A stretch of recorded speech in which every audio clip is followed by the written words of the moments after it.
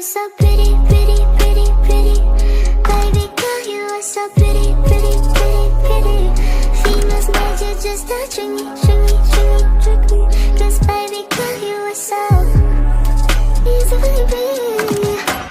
The only reason that I can do tonight is 'cause I know you were invited. The only reason that this dress is can tight is 'cause I thought that you would like it. I'm only gone for this. On today's episode of Jessica Javens Talk, we're going to be talking with an independent producer who's been able to open a Pandora box in his life. And he's going to talk about how he was able to uncover all of this and become a person in such success that is now inspiring people through many different ways, especially through fun of producing movies. So I would love to welcome you, Jerome Brown, or JB. Thank you so much to be here as our guest today at Jessica Javens Talk. And welcome. How are you doing today? Thank you for having me, Jessica. I'm doing wonderful, wonderful. How are you? I am awesome. Very excited to hear more about some of the things that I've learned about you. And I can't wait for our listeners to enjoy this too. So if you're watching this show right now, make sure you click the like button. And we're going to tell you how you can be more in contact with JB and learn more about the amazing art and the changes that he's creating right now. So let's get started a little bit about your background before we get into the sweet spot that you are right now in your life. Let's get back to your background and where do you come from before you came to unravel all of this about you, who JB is? So I was born and raised in a little town called Barnwell. It's in South Carolina.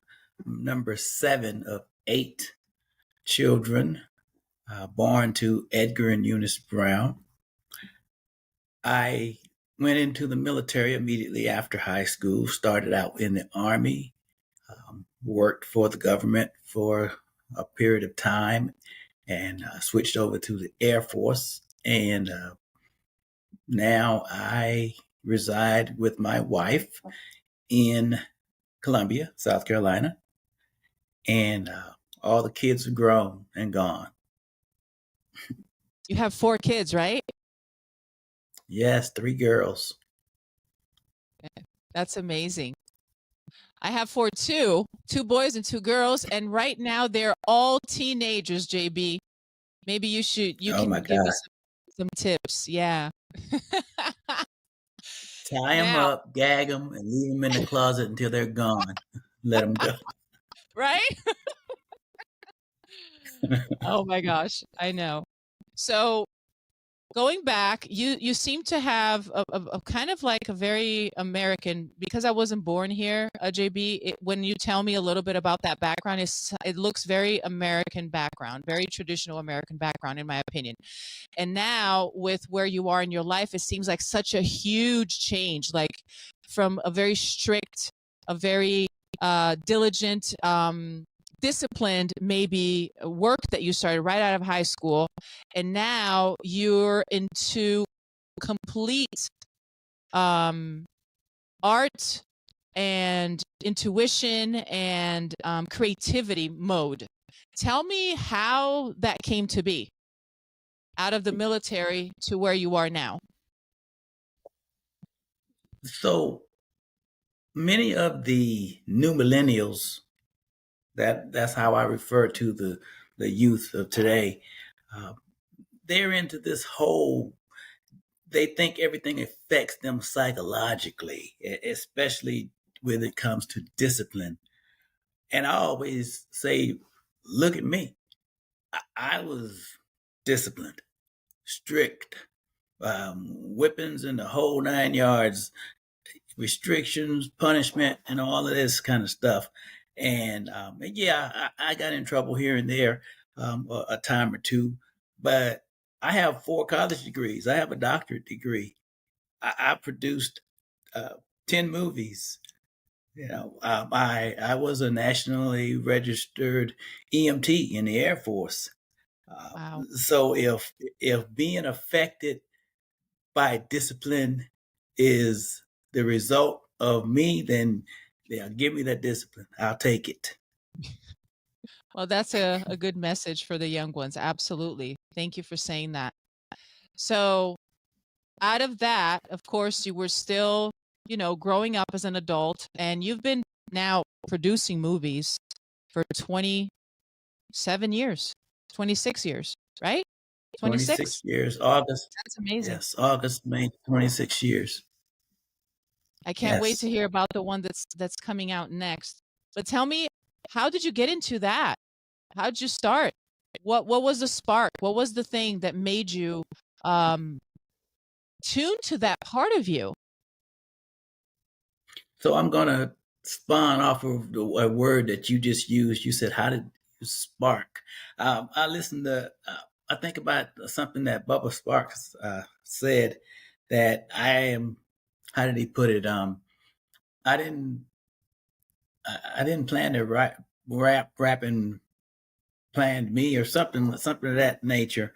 Um, that's how I look at what I do. Um, what I do was put in me. It was a God given talent, and I use it to say thank you. It's not uh, driven by fame, driven by fortune. Don't get me wrong. Uh, I have enjoyed it. It's very enlightening when someone approaches you, or someone approaching me from nowhere in an airport, in Walmart, in a college, in Fort Jackson, on the street, in the post office, and just start, hey, aren't you? And sometimes they'll call my name, but sometimes they'll call me a character. I said, aren't you Reggie? And I'll say, no, I played the character of Reggie, but Right. I'm JB. It's like, oh my God. Or I'm in Walmart and this guy's like, honey, this is JB Brown. And she's like, yes, sweetheart, do you know what COVID is? Okay. Or, and I mean, that is very enlightening, but that's not what fuels me to do it. So, what was that really within you? Because you shared something very important here, and that I value so much is that you see it as a way to say thank you and honor God for giving you that ability and creativity. And you told me earlier before we started the show that it comes very easy to you. And I was shocked to hear how long it took you to write an entire movie. So, how Yeah. did you find that out? Because were you writing stories when you were in the military? I was writing stories, but they weren't movie scripts. I was Okay. writing short stories, I was writing poetry, I was writing songs, and it's a realization. You Mm, see the difference between a realization and a desire is a realization is something that comes from within you, and you just acknowledge it. And a desire is something that you may see or you may read or you hear about. And you're like, man, I want to do that. There are so many people that wants to do what I do, but don't know how. Let me tell you, mhm. this is not an insult by any means to anybody. But if you have to ask someone to help you do something creative, then that means that you're not. And I tell students, I taught college for a little bit. I tell anyone who comes in my presence that I can teach you platform. I can teach you the basics. I can teach you all of the templates, but I cannot teach you how to be creative. That's God's job. I can't teach you how to be talented. If you don't have it, you just got to roll with what you do have. Very interesting. So JB, it seems like you started just to realize that as you allowed yourself to just start without even knowing how or what, you started maybe writing poems and music. And because you allowed yourself to go there, that's where you started to discover this about yourself that you did not realize before you started writing. Is that right? Yes, but we as humans, we resist change and we fear the unknown. Yeah. You told me that you flew up from Florida, you came from Brazil, have a Brazilian background. See, there are so many people who won't even leave their small country home, wherever they were born, because they don't know what's out there. It's So the true. same thing with my realization. I realized that doing what I do is easy. Wow. What an amazing gift of you realizing that it came. When you realized that about yourself, like you totally saw it crystal clear. How did it make you feel? I'm not sure how it made me feel because I don't walk in fear. I'm not the type of person that like, oh my God, how do I feel about this? No, I'm a type of person that I think outside the box and I dig for it. And so when it was thrusted upon me, and I'll tell you the time when it did. It was in 1999. Uh, I wrote a play called "Ain't No Power Like Prayer," and I hired someone to direct it. And the 11th hour, he quit. And so I was thinking, oh my God, what am I going to do? And that's when that realization came and said, okay, you're basically telling him what to do anyway. So why don't you just tell the cast? So Uh-huh. I did it myself. And from there, it was just, Oh yeah, my gosh. That is incredible. Incredible. I love that. That is amazing.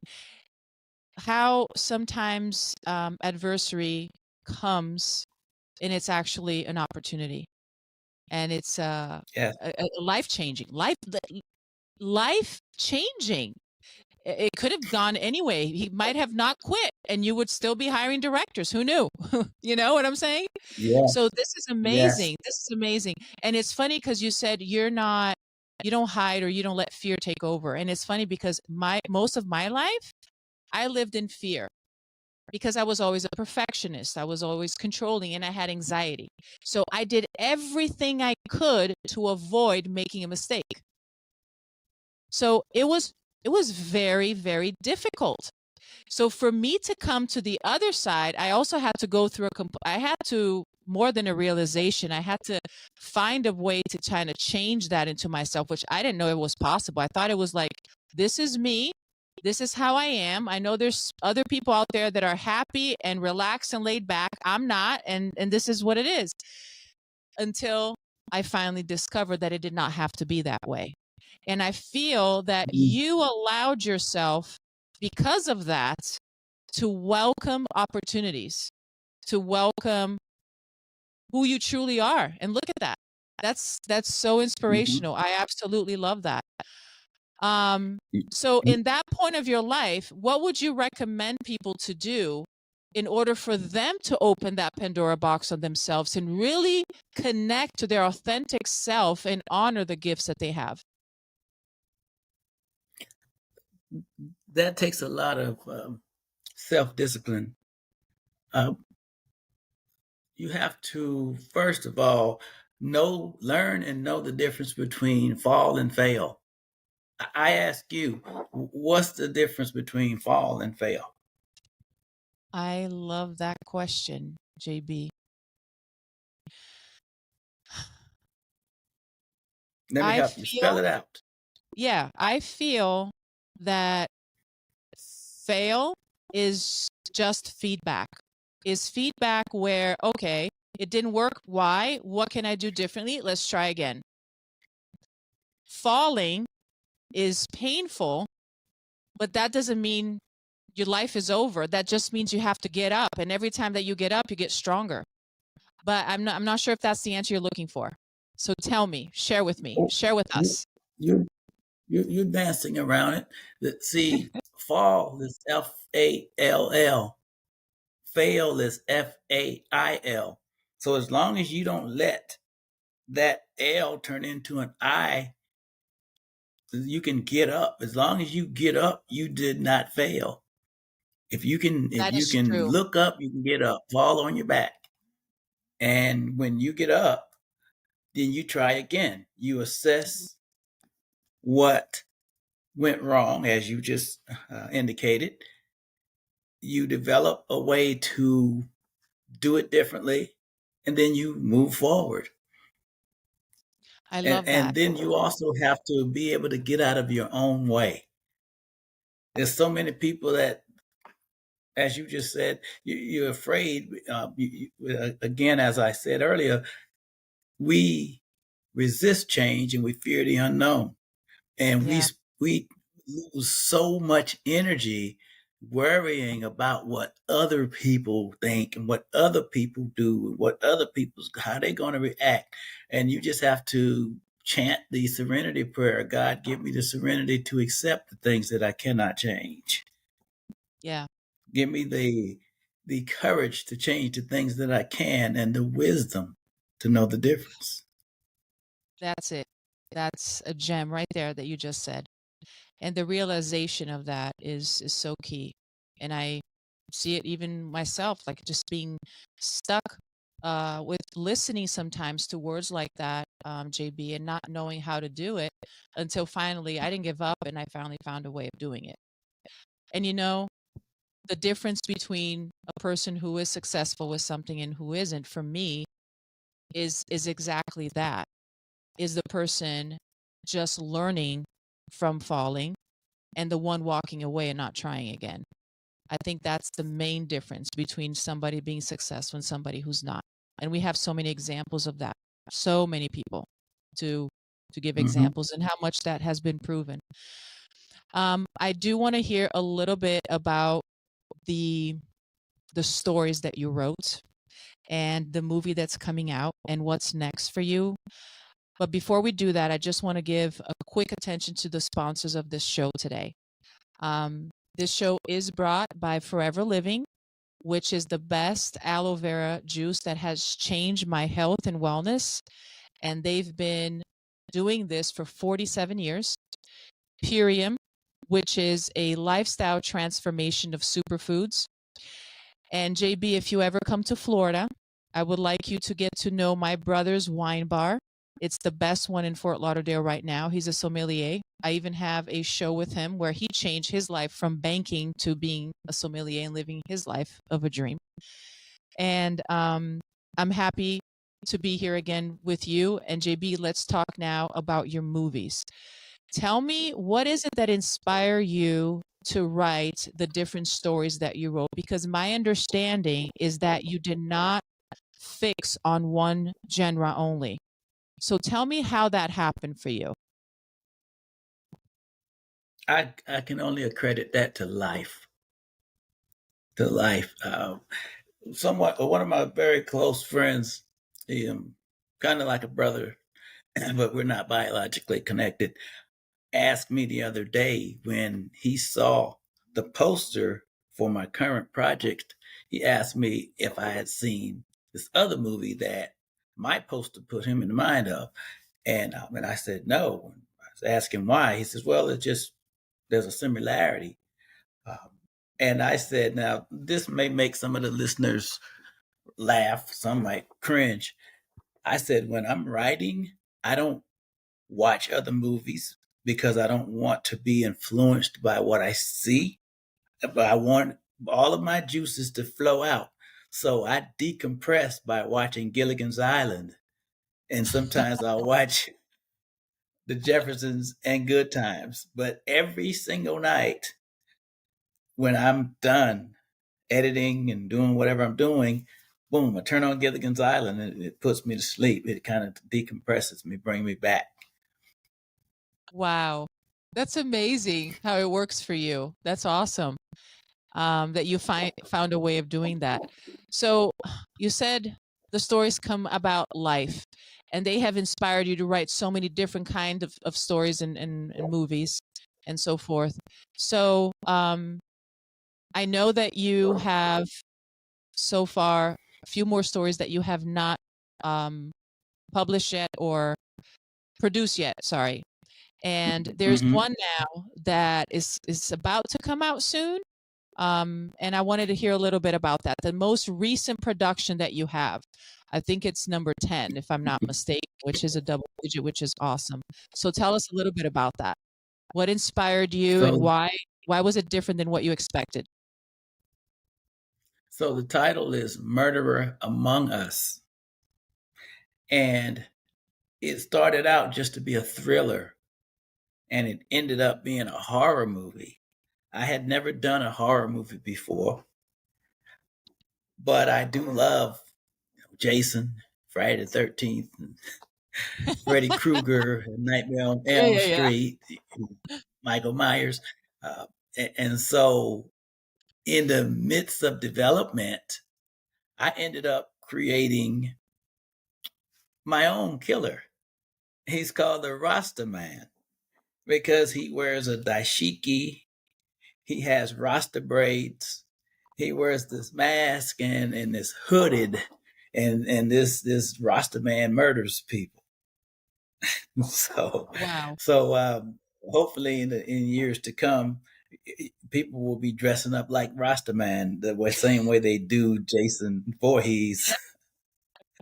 But yes, the premise, the basic premise is, it's a sexaholic counseling group, and members of the counseling group start to disappear.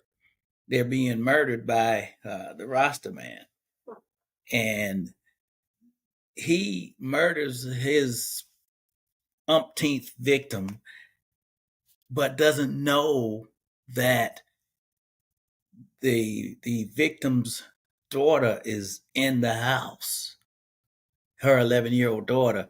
And so uh, he discovers it before he leaves, and now he's taken her hostage. And so she's like a brainiac, a little junior CSI.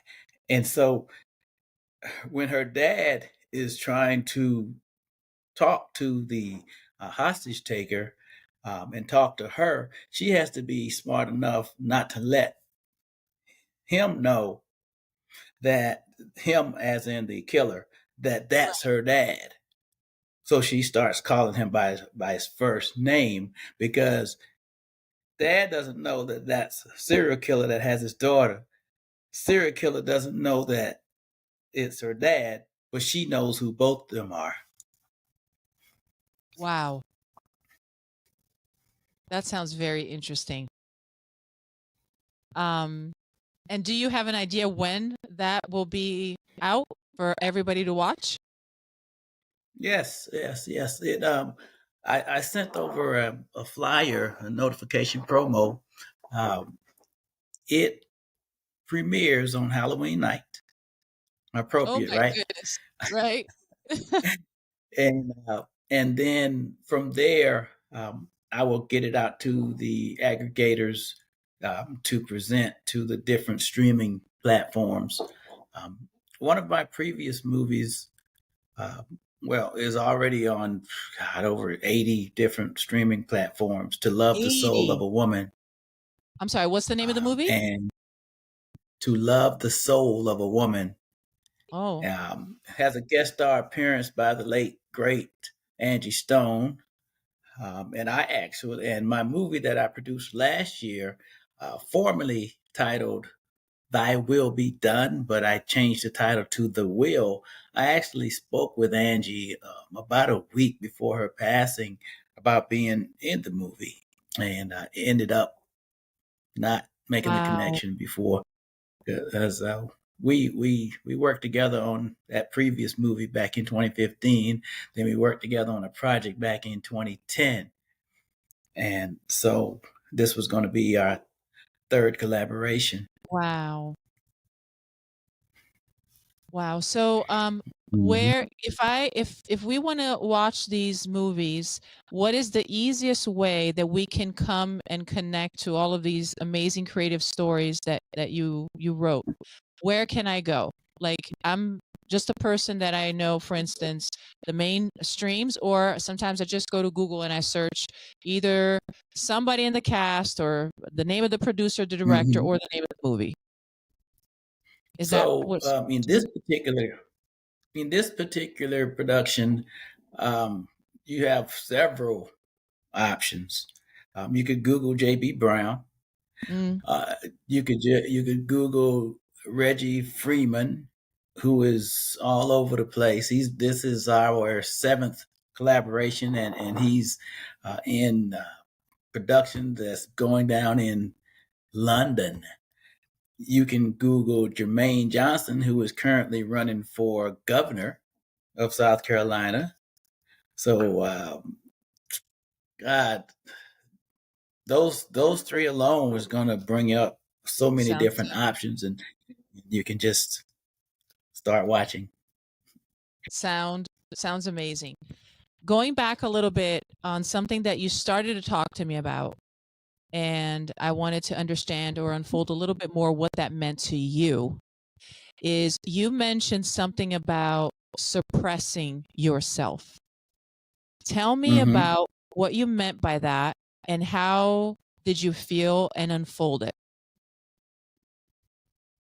So, what I meant by that is when I first started writing during my discovery period, there was a small group of people who they were avid readers and they liked reading whatever they get their hands on, but they liked reading my stuff even more because I was right there.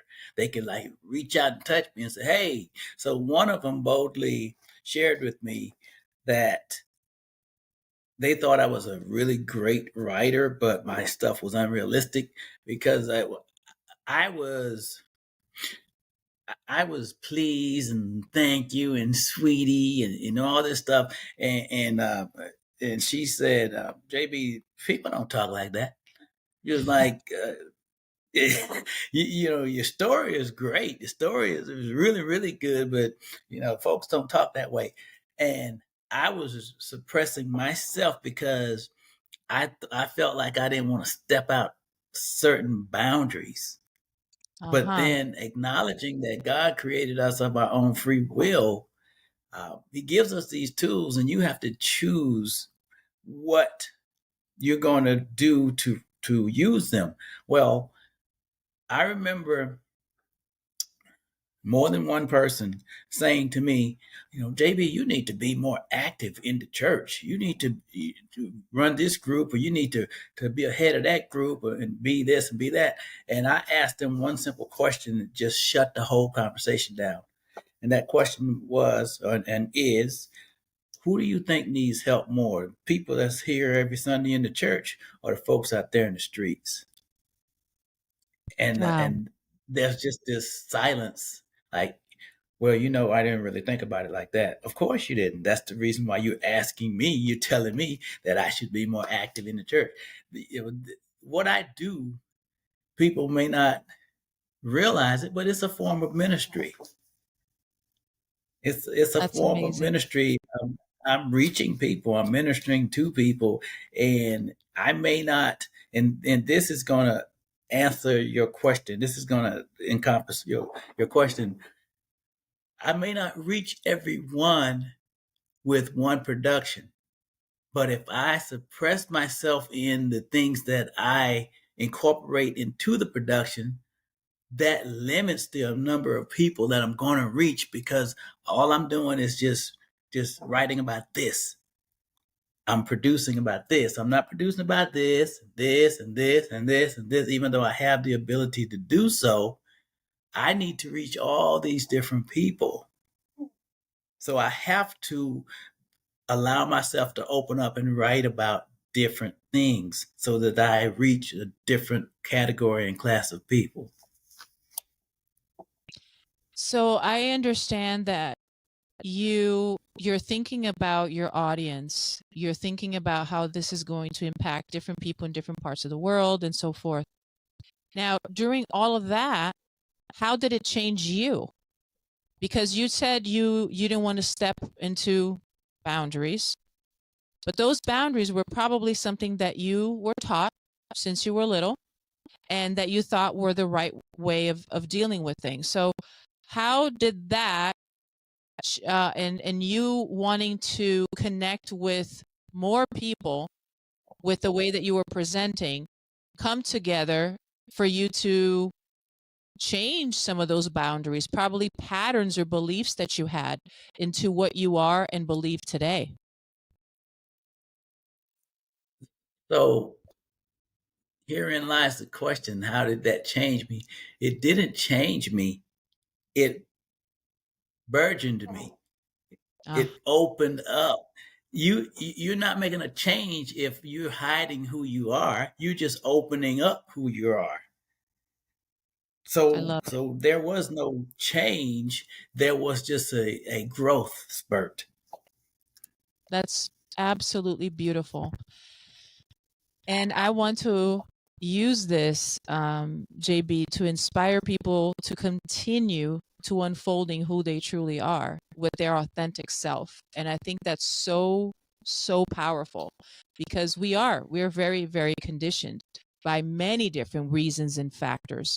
And a lot of times we don't allow ourselves to be open to dig in that way. So thank you for sharing that. Um, what is next for you?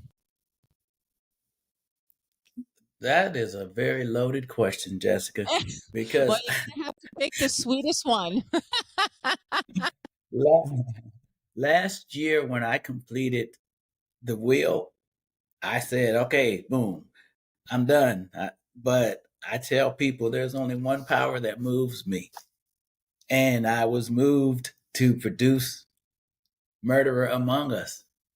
So Wow. I never in a day thought that I was going to be producing two movies within a 1 year period. Wow. So to say what's next for me, it would be a facade because I couldn't. I don't know. I can't tell you from. Oh, I have written. Uh, I produced what three songs within the last year. Um, I'm still writing spoken word poetry. I've written 4 books, not within the last year, but I'm saying over Yeah. time, I've written 4 books. In fact, To Love the Soul of a Woman came from my book, To Love the Soul of a Black Woman. And I just dropped Black when I did the movie. It was actually 3 of my high school students, that says, why it's got to be about Black women? Why you can't just say, and that also transcends into the way that I feel about filmmaking.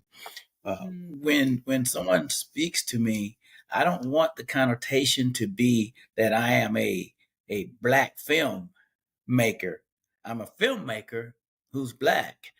So because what happens is what comes with being a black filmmaker is the stereotypical stories from certain cultures, certain environments, certain the hood, and this kind of thing.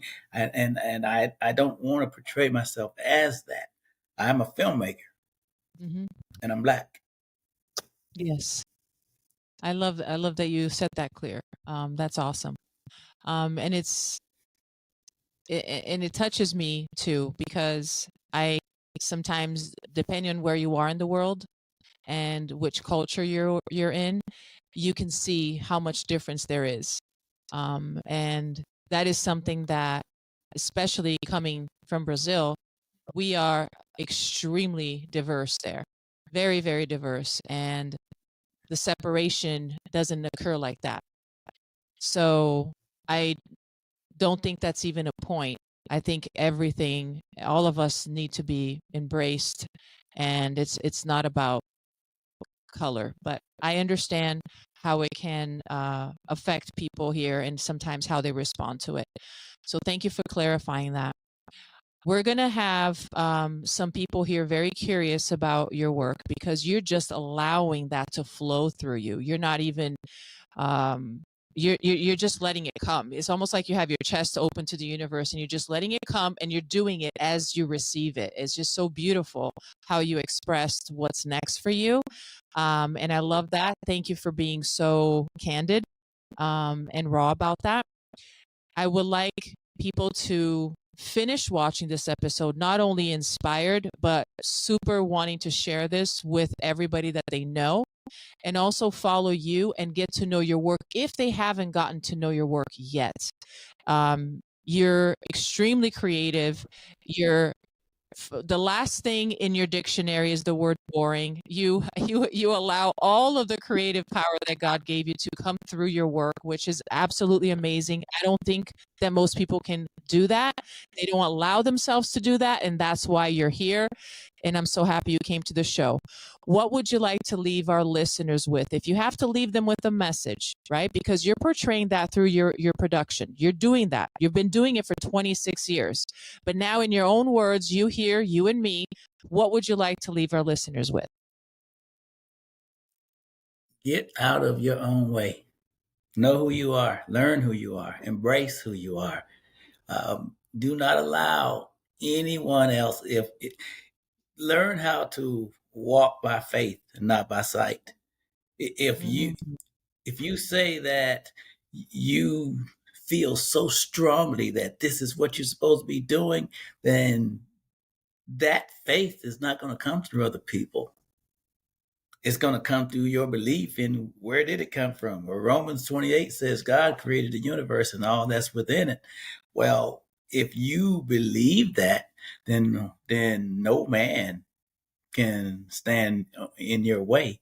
You can't define yourself through other people. Beautiful. Absolutely beautiful. Thank you for those wise words and for the wise reference. Thank you. I really appreciate it. So please make sure that you're following this up. Follow JB. He gave you all the hints of how to find all of his extraordinary work in art. And make sure that you click the like button so more people can see this and realize the power that they were given by their creator, and they can also shine and get to know who they truly are. My name is Jessica Javens, and this show is brought by the IamBeastNetwork.com and Andre the Beast Creighton. Thank you. I'll see you on the next episode. Baby girl, you are so pretty, pretty, pretty, pretty. Baby girl, you are so pretty, pretty, pretty, pretty. Females made you just to string me, string me,